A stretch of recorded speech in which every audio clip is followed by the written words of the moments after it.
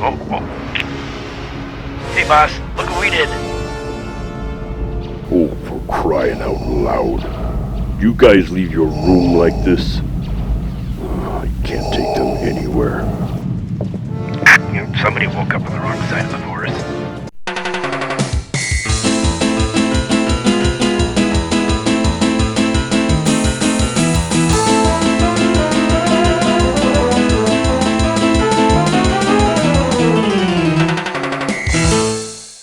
Hello, today I have got to fix something that broke on my Adventureland porch. This is a moment of silence for the Adventureland porch. Actually, it's one of the, it's a bamboo cross piece that's got the sign that says Voodoo Lounge on it. And I think a cat might have jumped over the fence at some point in time and saw that and said, "Oh, that looks like a good place to land." So I have to go fix that. And then what we're going to do is I'm going to take it back to the school and I am going to do a demonstration on how we do one of our special effects. The quicksand table, the swamp table, the quicksand prop. I get asked a lot how we do that effect. A lot of people don't really catch on that those people are actually sinking into that pit, but they don't see how we do it because it's, the quicksand pit's on the ground. Well, it's a table prop, it's not a floor prop. And it takes a lot of, green screen effects. But I'm going to show you how we do that. Oh, and the air conditioner went on. Now let me explain to you why that happened. Because it's 364 degrees in Arizona today. Actually, tomorrow, and this isn't it's not an exaggeration. Tomorrow it's supposed to be 120. 120. I've got boulders who can't reach that high. But I'm not going to go outside and do anything tomorrow. So I'm going to take care of the sign today. And then we're going to go and actually, when you're watching this, I have already gone to the school and done this because it's on the weekend. Also, I've discovered that I'm going to be working the July session at the school as well. So I may be able to do some more behind the scenes stuff for you folks to see. But right now, let's get that stupid sign thing fixed and put a message on there to all cats. It says, "No! No! Stop!" And we'll see how that goes. By the way, sorry, I didn't mean to scare you by showing up so close. By the way, just so you know, this tripod really is horrible. This is like the worst tripod I own. It's terrible. I'm holding it right now because if I put it down and stand it up, it'll...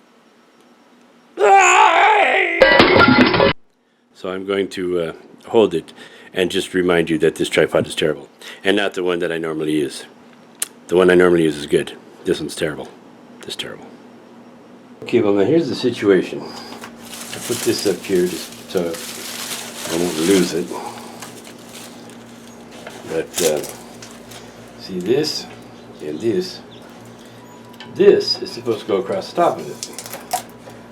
Like so. Sorry. Like so. And you see there's a push pin that comes out of the back. And the push pin is where the sign hangs. You see the push pin is clear so it's not obtrusive. What happened was I used a certain type of glue on this which holds up generally well unless a cat jumps on it. Matter of fact, it says on the blue bottle right here. Will not work if a cat jumps on it. So I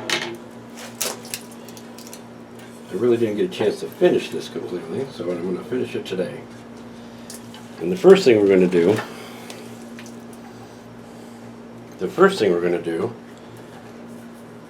is get the lid off this stupid thing. There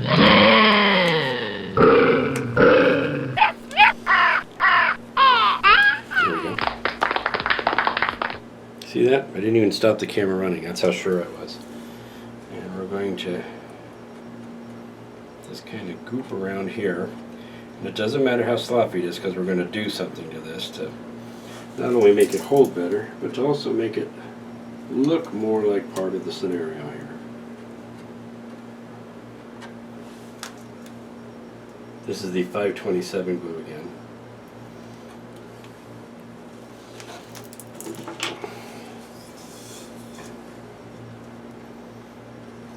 set that.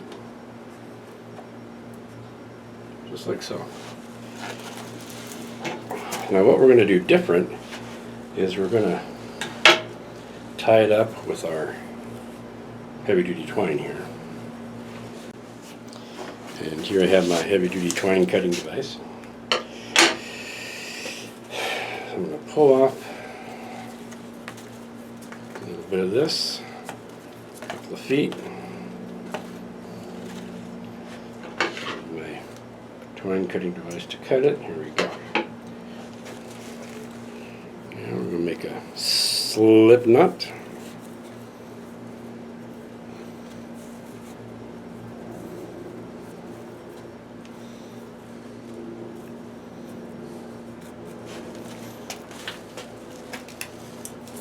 The end here. Carefully hold this in place while the glue is drying.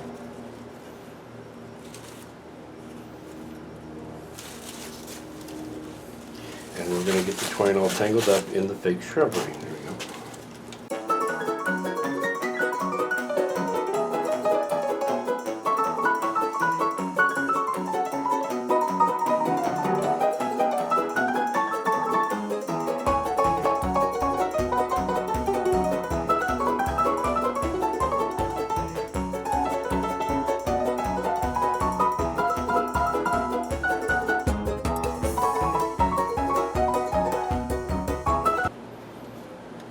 Then we're going to take our things and snip there, and snip there, and snip there.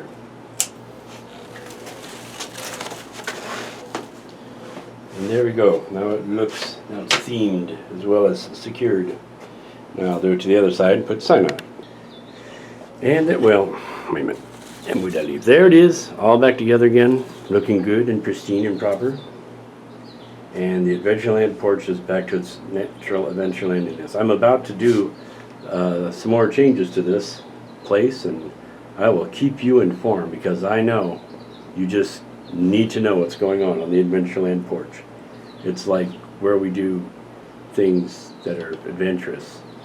Yeah. The thing I'm going to do at the Adventureland Porch is I have this cabinet thing down here, which I salvaged because I thought it looked, it looked kind of rustic and would fit the scene.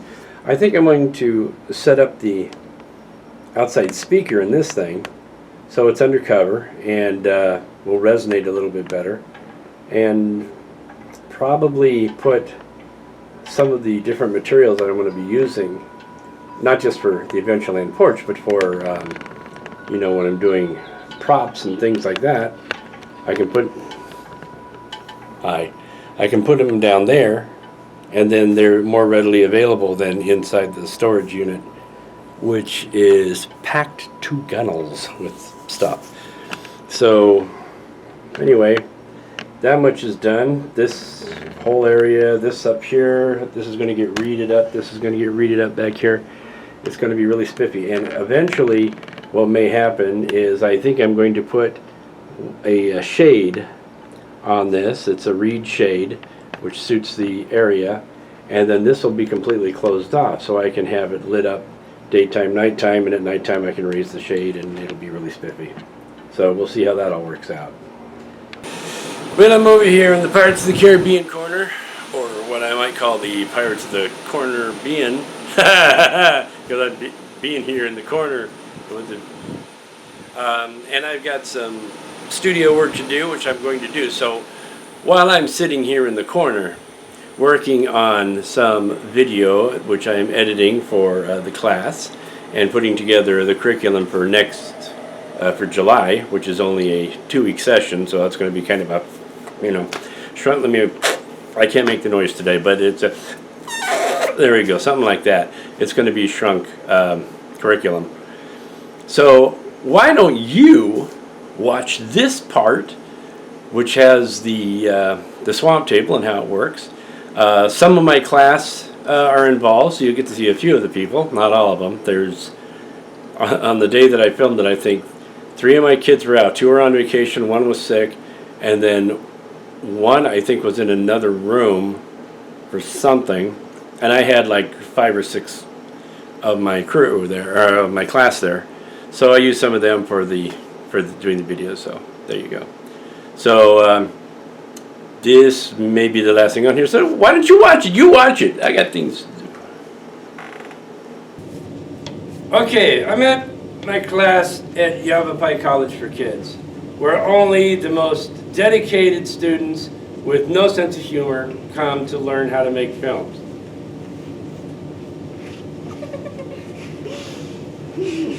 Today, I'm going to show you, as per a request, on how we do quicksand scenes, not just here at Yavapai College, but also in kids' still films in general. So first thing is the quicksand prop is a table prop. It is not a floor prop. If you go and watch how scenes like this are done in theater, they usually use a floor prop, which is set over the stage trapdoors. There's always one stage center left, stage center right. And then the prop is set up that way, and it's usually just cushions and pillows and all that kind of crud. And people just fall through and they look like they're going down an elevator shaft without the elevator. So what we're going to do is show you how to use it as a table prop. Now this prop was created way back in the 50s. It was used in, actually the first time this particular style was used was in a film called The Mole People, which was really terrible, but by the same token it was kind of fun to watch. So let's start with the first part of our prop, which is the table itself. Now the table is a card table.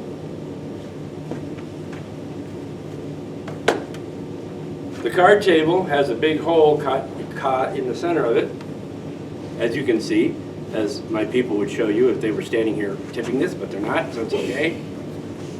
There we go. Thank you, people. Go away. Now the hole is extremely large. This is because somebody has to be able to pass through this hole. But this is not the top of the prop. This is actually the bottom of the prop. So the next part of the prop is this. It'll be here any minute. Here we go. The wrong way around. This is how you put it on backwards. Oh! Got it the Turn wrong way around. y'all. These people trained for decades to learn how to do this. All right. Now Emma has managed to get into every scene so far somehow. All right, this is basically a 2-foot by 4-foot piece of plywood, which has been covered with every imaginable piece of green material that I could find.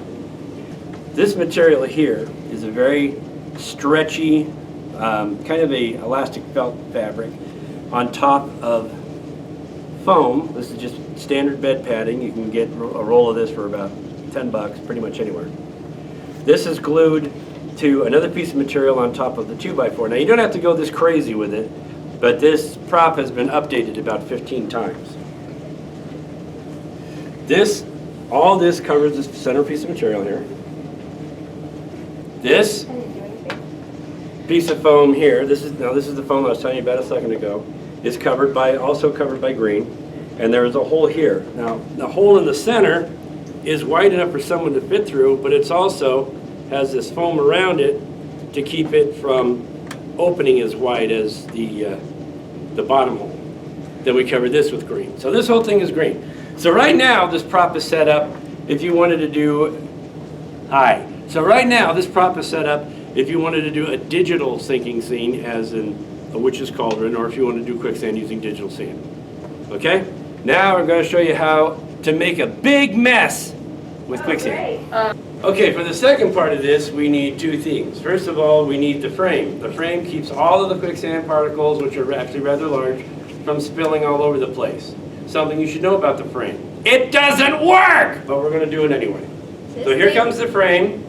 Frame is on its way. Little Miss Professionalism is bringing it in right now. This is the frame. It's kind of broken. It's just a... It goes right around the foam, or the heavy foam in the middle. And that's the frame. Okay? Simple to make. It took me 72 seconds. Now, the next thing we need is the bottom part of the quicksand itself. These are separate pads that are cut. They're made of the same material as the quicksand material we're going to use, but it covers the top of the table, and it actually kind of closes the hole a little bit. And when the quicksand pours through, this looks just like it. So this is kind of the bottom pad. This is the last layer. So all the sand that passes through, it'll still look right because of this upper padding. Now this upper padding,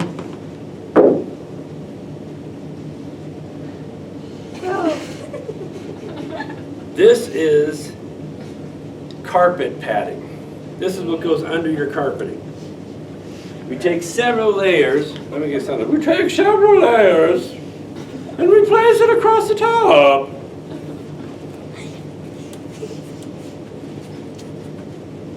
Like so. Like this.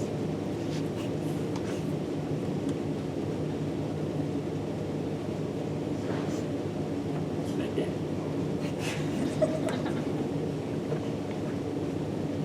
Like him. No, I don't want to do this. Okay, so far, no muss, no fuss. Now we get to the muss and fuss part. We are going to put the particles. Now the particles are also made out of carpet padding, as you can see here. And it's spray painted somewhat with brown. Now I don't spray the whole thing and I don't cover the whole thing with the same color because then it's hard to see. Now you see we had this little bit here. How wonderful that is. However, this is our bucket of particles.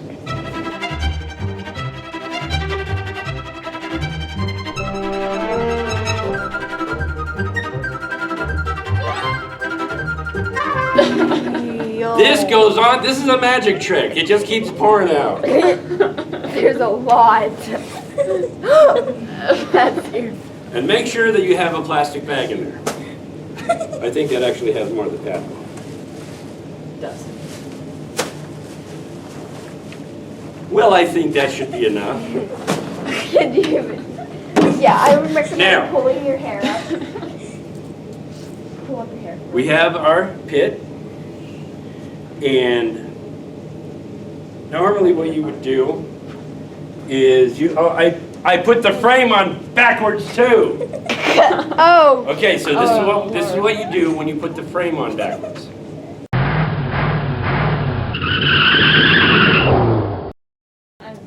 As I was saying, Like fall. If it falls, I'm gonna. sometimes what we'll do is we'll put a green screen cover over the front here. But fortunately, this one is painted green, the proper chromatic green, and it's on the proper side because we planned ahead. Yeah. Now, I have my two assistants. I want you to go out and find me a victim, find me an actor for the pit. So off they go. Well, I see my assistants have come back with a volunteer. No, I don't want to go. Easy does it, easy does it. We need to get him in this thing. Come on. Now, as you can see, our willing participant is ready to go down into the pit. All I have to do is let go. I've shown you a little bit on how this is set up, but this is usually how the end result is. Watch. Help! As you can see, she's gone, like magic. Now let me show you how it works. Now here you can see what the top of it looks like after she's gone through, except that we filled the hole a little bit. Put your hand up through there. See it? That's kind of, so we can see it. There we go. See, that's kind of creepy right there. Okay, you can go back down. Oh my. Now if you look under here, you can see there's our victim, there's one of our techs, and there's one of our techs. Normally, if you put the secondary pad in there, you don't need these two people. Now, the true downside of this big mess. Now, there's good news and bad news about this mess. The bad news is that it is a mess, and it takes some time to clean up, and in between each shoot, you need to reset all this. The good news is I don't have to clean it up. That's what I have these two for. So that's the swamp table. That's how it works. Exciting as all get out, isn't it? Well, that's the way this prop works. I hope you found that informative, if not a complete waste of time.